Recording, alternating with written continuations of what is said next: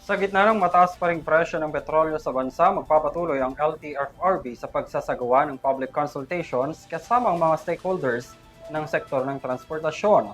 Matatandaan na ikinasa rin ito ng ahensya sa loob ng nakaraang taon para dinggin ang panukalang taas pasahe ng mga transport operators. Nagbabalik para sa detalye si Graciela Corazon. Sa patuloy na pagtaas ng presyo ng petrolyo, ilang transport groups na ang umaaray dahilan upang magsampa ang mga ito ng petisyon.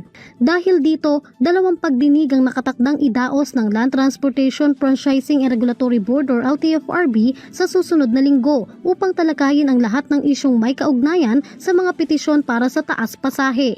Ayon kay LTFRB Chairperson Vigor D. Mendoza, plano ng LTFRB na magsagawa ng lingguhang pagdinig at public consultation para sa mga naturang issue. Isasagawa ang mga pagdinig sa ilalim ng Department of Transportation or DOTR na pamumunuan ni Secretary Giovanni Lopez. Aniya, alinsunod ito sa direktiba ni Pangulong Ferdinand R. Marcos Jr. na tiyaking may balanse sa kapakanan ng mga commuters at mga nasa sektor ng transportasyon.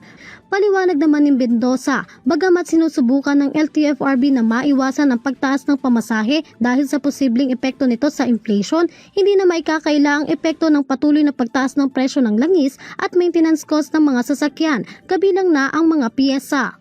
Matatandaan na noong October 2023 pa, huling nagkaroon ng aprobadong dagdag pasahe kung saan pinagkaloob ang one provisional increase. Itinuturing ito na middle ground habang bumabangon pa ang bansa mula sa epekto ng pandemya. Sa kasalukuyan, hinihiling ng mga transports group na gawing permanente ang one provisional increase. At dagdagan pa ito ng 2 piso para sa minimum fare mula sa 13 ay magiging 15 na ang pamasahe ng mga traditional jeepney at mula sa 15 ay magiging 17 naman sa mga modern jeepney.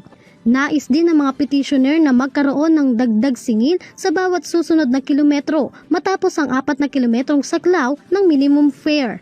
Giit ni Mendoza na nauunawahan ng ahensya ang epekto ng anumang dagdag pasahe sa araw-araw na gastusin ng mga commuters. Ngunit kailangan ding tiyakin na may sapat na kita ang mga driver at operator upang matustusan ang kanilang pangangailangan.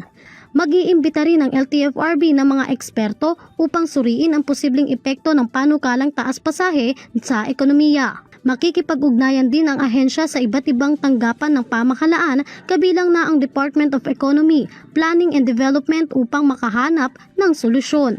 Bukod sa mga jeepney, naghain din ng katulad na petisyon para sa dagdag pasahe ang mga operators ng bus at taxi. Para sa EuroTV News, Graciela Corazon, sumasaludo sa bawat Pilipino.